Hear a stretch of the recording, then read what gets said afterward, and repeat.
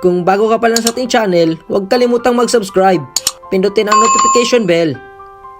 Like, comment, and share. Sila ang aking inspirasyon, ang aking mga anak. Sila ang aking dahilan kung bakit ako nagsusumikap at nagpursiging magtrabaho. Kahit sa hirap ng buhay, lahat ay aking kinakaya.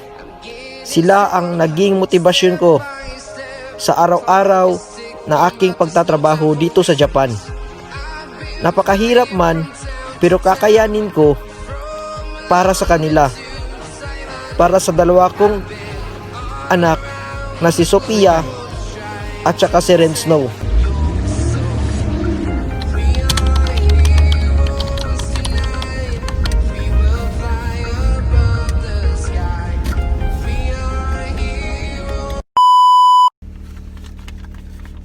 Maraming mga nagtatanong, magkano nga ba ang sahod ng mga Pilipino dito sa Japan?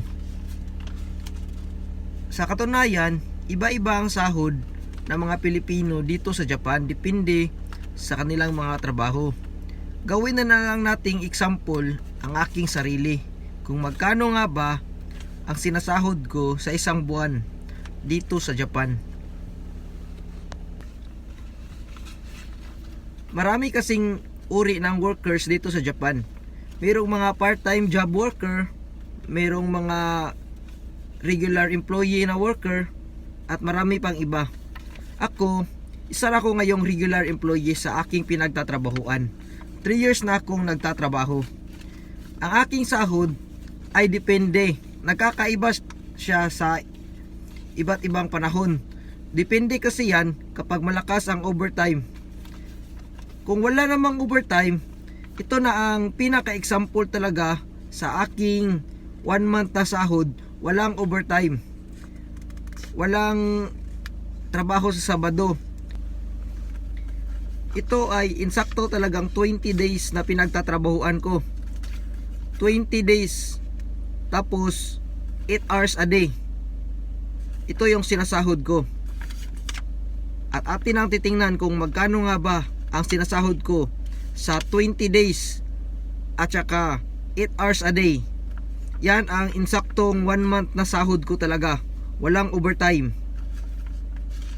Magkano nga ba? Ating tingnan kung magkano.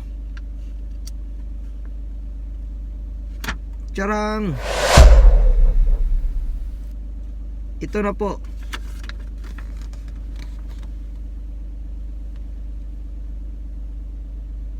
Naka-Japanese. Naka-Japanese kaya i-translate na natin. Ito yung ibig sabihin niya.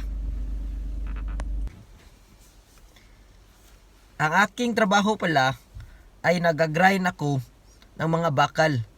Ang mga bakal ay ginagawang materialis para sa mga sasakyan at saka sa mga tren.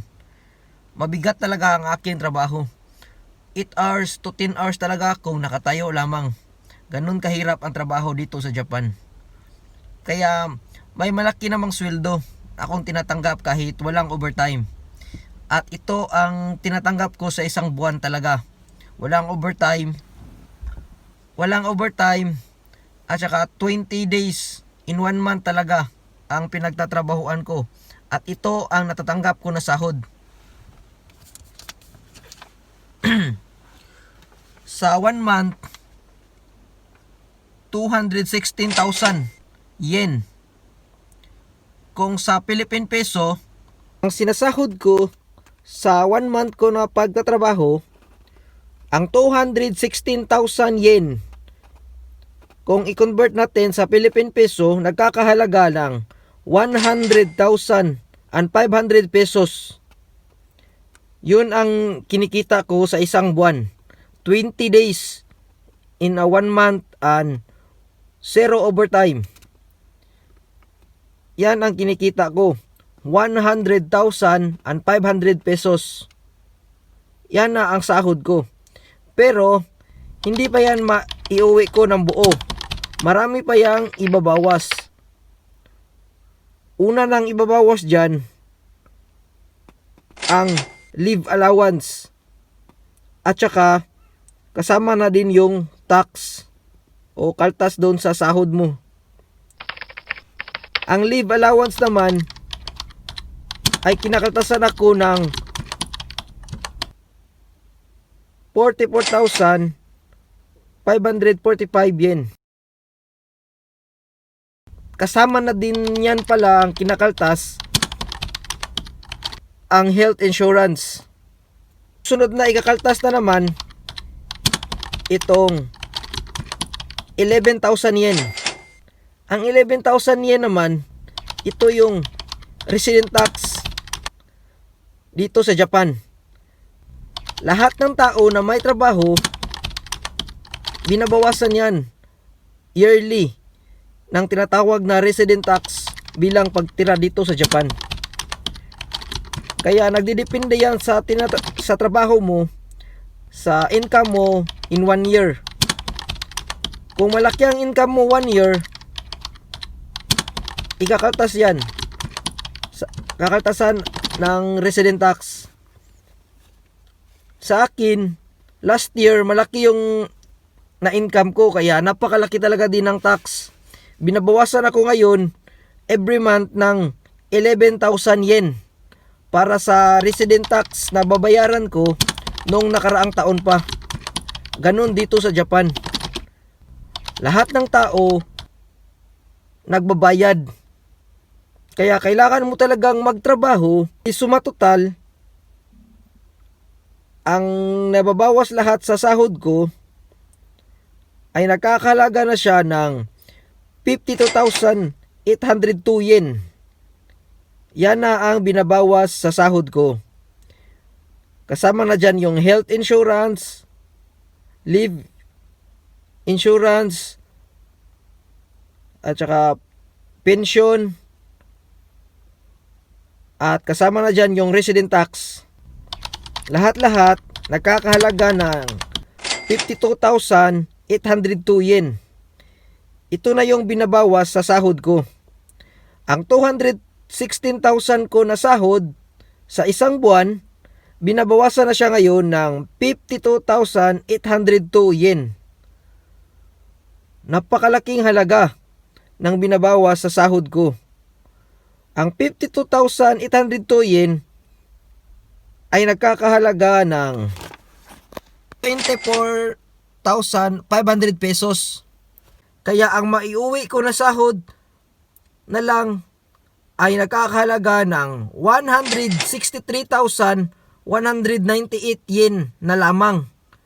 Kung i-convert natin yan sa Philippine Peso, nagkakahalaga na lang yan ng 75,900 pesos.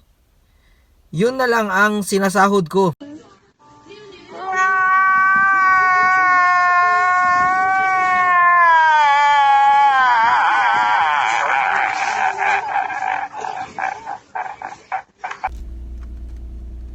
Bilang isang regular employee dito sa Japan, malaki na yung sinasahod ko na nagkakalaga ng 216,000 yen.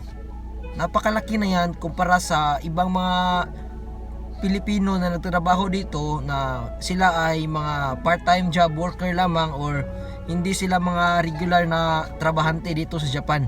Maliit lang yung sinasahod nila kumpara sa sinasahod ko. Pero yung sinasahod ko dito sa Japan, kulang talaga sa mga babayarin. Kasi ang naiuwi ko na sahod ay nagkakalaga na lang lamang ngayon ng 163,198 yen. Yun na lang ang sinasahod ko dito sa Japan. Napakakulang talaga kapag binabayad ko na ngayon sa mga expenses ko. Kasi ako lang ang nagtatrabaho sa amin. Hindi ko na babanggitin kung magkano ang mga expenses dito sa Japan. Sa mga next video ko na lang ipapaliwanag kung magkano yung mga expenses dito sa Japan. Pero gaya ng sabi ko talaga, itong 163,198 yen, napakakulang talaga ibabayad sa expenses sa isang buwan dito sa Japan na pagtira dito. Bali 16 kalapad lang ito, itong nauuwi kong sahod sa isang buwan. Napakakulang talaga kasi napakarami ng mga babayarin dito sa Japan. sa mga next video ko na lang i-discuss kung magkano yung mga expenses namin, magkano yung mga expenses ko sa isang buwan. Hindi kayo makakapaniwala na napakakulang talaga ng sinasahod ko dito. Napakakulang talaga ng itong natatanggap ko na sahod, kaya napakahirap. Nung dati naman malaki yung sinasahod ko nung wala pang pandemya kasi napakalakas ng overtime sa aming pinagtatrabahuan. Pagpasok ng pandemya, wala na kaming overtime kaya bumaba na yung sinasahod ko. Kaya nahihirapan na din dito sa pamumuhay. Pero okay lang, laban lang para sa pamilya, para sa mga anak ko. At sana susuportahan din nyo ang mga video ko kakapanood para naman umangat itong munting channel ko. At maraming salamat. Ang importante dito, kahit walang pera, makakasama mo lang yung pamilya mo, masaya na at healthy palagi. Yun ang pinaka-importante sa lahat ng bagay. Hindi naman nadadala sa pagkakamatay yung pera mo. Dito lang yan sa lupang ibabaw. Ang mas mahalaga, may oras ka sa pamilya, nagbabanding kayo. Yun talaga ang pinakamahalaga. Kaya habang nandito pa tayo, sulitin natin yung pagkakataon na makasama natin ang ating mga pamilya. Yun lang ang pinakamahalagang bagay dito sa mundo. Kaya sa mga nanonood dito, magbanding na kayo sa pamilya nyo. Mahalin nyo sila at alagaan. Gawin nyo ang lahat ng makakaya nyo. Maraming salamat sa panunood ng ating video at sana masuportahan nyo pa ako para lumago ang munting channel ko. Maraming salamat. Maraming salamat Salamat sa panonood. sa panonood.